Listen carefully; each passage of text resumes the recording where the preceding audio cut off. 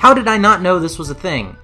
I've been among the people just hoping and wishing for a 3D Pokemon RPG forever, and it was totally under my nose this whole time. I had the original Episode 5 completely planned out and halfway done, but I just had to drop everything as soon as I saw this game.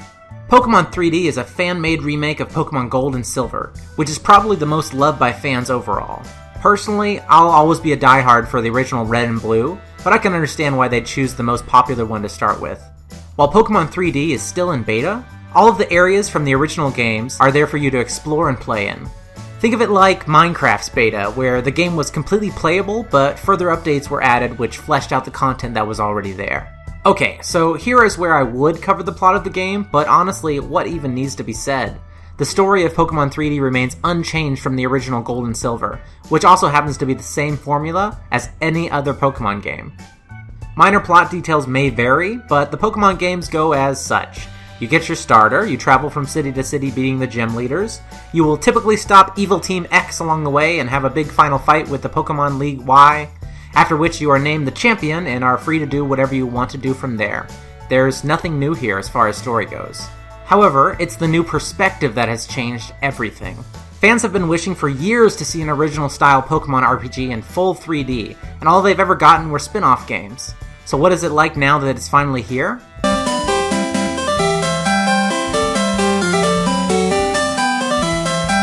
Well, all joking aside, I think it's great.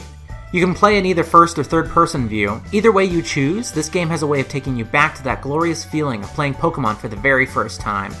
I don't know what it was, but just walking into a Pokemon Center and seeing that familiar layout in 3D gave me chills. I felt a sense of wonder while walking along an early route and seeing towns and signs from the next city just over the tree line. You really feel that you are in the world of Pokemon. Lots of other parts of the world get more interesting in this dimension as well. With the ability to see into the distance now, dungeons are totally different, which keeps you from getting lost and annoyed like in the classic games. For some of these, though, in third-person mode, your camera will constantly poke through the walls because it's just too tight. You can now see the magnet rail line between Goldenrod and Saffron City in its appropriate place, which casts some places like this pier in shadow. But some things maybe need to be given a second thought, like the all-glass floor in the department store. Seems like a bad idea. On the negative side, the game does not yet have any kind of compass, which makes it really easy to get lost and turned around in first-person mode.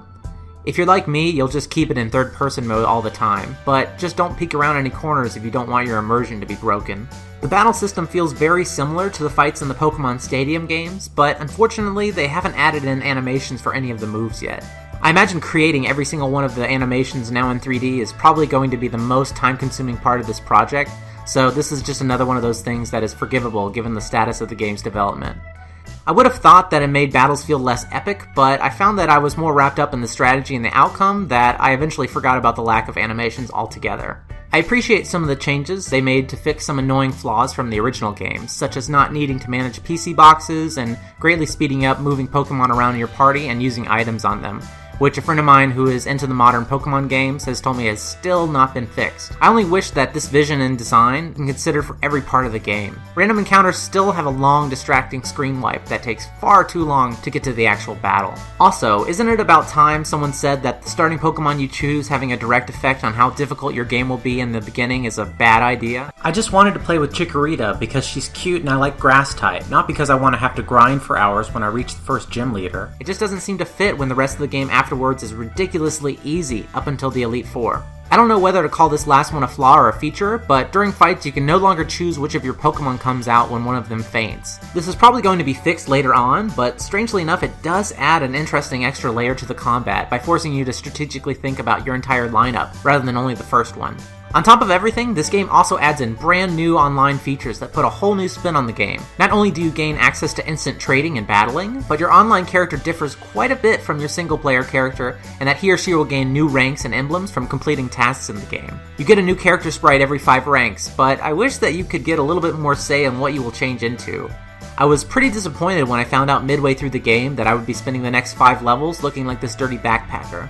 On the other hand, you can now finally play alongside your friends in the same game world, or if you're like me, you can simply stalk completely unknown players. Overall, Pokemon 3D uses what many consider to be the best entry in the series to form its own identity into something I consider to be a better experience than the original. I can't believe it went unnoticed by me for so long, and I don't think it has the attention it f***ing deserves.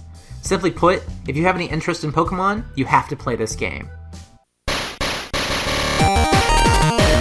Hey, thanks for watching my video. You can check out my other stuff here, and if you have any questions or comments for me, be sure to leave them below. I'd love to read them. It also really helps me if you subscribe, like, or especially share this video across the internet. I have a whole lot of future content planned that I can't wait to bring you, so stay tuned for more.